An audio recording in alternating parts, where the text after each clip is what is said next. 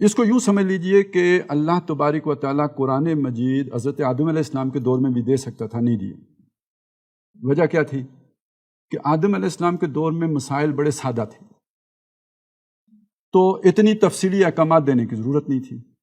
یہ حضور کے دور تک آتے آتے انسانی معاشرہ ترقی کرتے کرتے وہاں پہنچ گیا تھا کہ تمدن بہت پیچیدہ ہو گیا تھا، تو اب نئے مسائل کی روشنی میں ایک کامل ہدایت دی گئی، وگرنہ اس سے پہلے کامل ہدایت نہیں دی گئی۔ موسیٰ علیہ السلام کے دور میں بھی عبوری ہدایت ہے، 10 کمانڈمنٹس ہیں، وہ اسی لیے منسوخ ہو گیا۔ اب مہیمن قرآن بن الہدا بن کے آیا، اس لیے کہ انسانی معاشرے نے جتنی ترقی کرنی تھی وہاں تک پہنچ گیا، اسے اصول دیے جا سکتے۔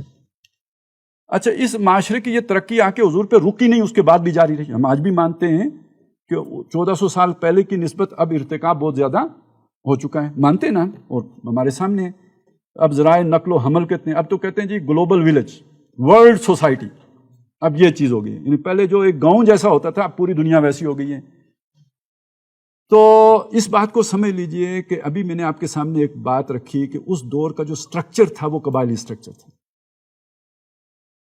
اب میں اسے آج کے دور کو ارتقاء کیوں کہتا ہوں؟ قبائلی سٹرکچر حالانکہ ختم ہو گئے، ہم اسے ارتقاء کیوں مانتے ہیں؟ دیکھیے، وہ سٹرکچر تھا بالجبر، میں ایک قبیلے میں پیدا ہوں، میری مجبوری ہے کہ میں اس قبیلے میں رہوں۔ آج اس کی جگہ جس چیز نے لی ہے، دیکھیں انسان سماجی حیوان ہے نا، سماجی حیوان کی اس وقت صورت یہ تھی کہ قبیلے میں جڑا ہوا ہے، اس سماجی حیوان کی آج صورت یہ ہے کہ اس نے سیاسی پارٹی بنا لی ہے، اور آج میرے پاس اختیار ہے کہ میں اس سیاسی پارٹی میں جاؤں یا اس سیاسی پارٹی میں جاؤں۔ اس وقت میں قبیلہ بدل نہیں سکتا تھا، آج میں قبیلہ بھی میں نہیں، اپنی پارٹی بدل سکتا ہوں، تب پارٹی نہیں بدلی جا سکتی تھی۔ سمجھ آ رہی ہے میری بات کی؟ اس کا مطلب یہ ہے کہ اس دن کے مقابلے میں آج ہم بہتر پوزیشن میں ہیں، میں اپنی مرضی کی پارٹی میں جا سکتا ہوں، تب میں اپنی مرضی کی پارٹی میں نہیں جا سکتا تھا۔ تو وہ والا دور اپنی اصلیت کے اعتبار سے جو آج کی رہنمائی ہے اس کو ہضم کرنے کے قابل نہیں تھا۔ بالفاظ، سادہ الفاظ میں، وہ دور اس خلافت کے جدید تصور کو زیادہ عرصہ تک برقرار رکھنے کی اہلیت ہی نہیں رکھتے تھے۔ یہ صحابہ کا فیلیور نہیں ہے، یہ پرسنالٹیز کا فیلیور نہیں ہے، اگرچہ کہ جب حادثہ ہوتا ہے تو شخصیات تو سامنے ہوتی ہی ہے نا۔ بنگلہ دیش بنا، سارا الزام یحییٰ خان بھٹو پہ لگ گیا، لیکن کام تو 47 سے شروع ہو گیا تھا، تو حادثہ اچانک تو نہیں ہوتا۔ تو وہ دور قبائلی معاشرہ تھا، اللہ تعالیٰ نے جو دین دیا تھا یہ ایک ماڈرن ایج کے لیے تھا جو اب بنی ہے جا کے۔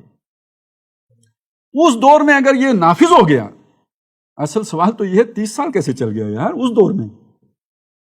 یہ نہیں ہے کہ 30 سالوں میں ختم کیوں ہو گیا۔ اور یہ کبھی، جب آپ لوگ یہ سوشل سائنسز پڑھیں گے تو آپ دنیا کے سامنے اسے میریکل کے طور پر پیش کر سکیں گے۔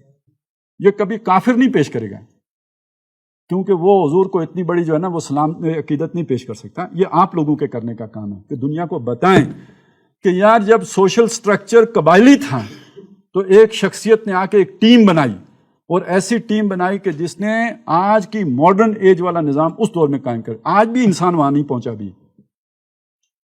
تو یہ ایک نیچرل تھا کہ اس نے ختم ہونا تھا۔ یہ معجزہ جیسے حضرت ایک حصی معجزہ ہے نا جو حضرت موسیٰ کو دیے گئے، ید بیضا ہے، یا اس کے ساتھ جو ہے نا وہ آپ کا عصا ہے، یا آپ نے وہ سمندر پھاڑا ہے اور اپنی قوم کو پار لگایا ہے، ویسا ہی معجزہ ہے، لیکن یہ سائنٹیفک معجزہ نہیں ہے بلکہ یہ سوشیالوجی کا معجزہ ہے جو محمد رسول اللہ نے کیا۔ اور معجزہ عارضی ہوتے ہیں، سمندر جڑ جاتا ہے پھر، لہٰذا وہ معاشرہ واپس قبائلی روایت پر چلا گیا۔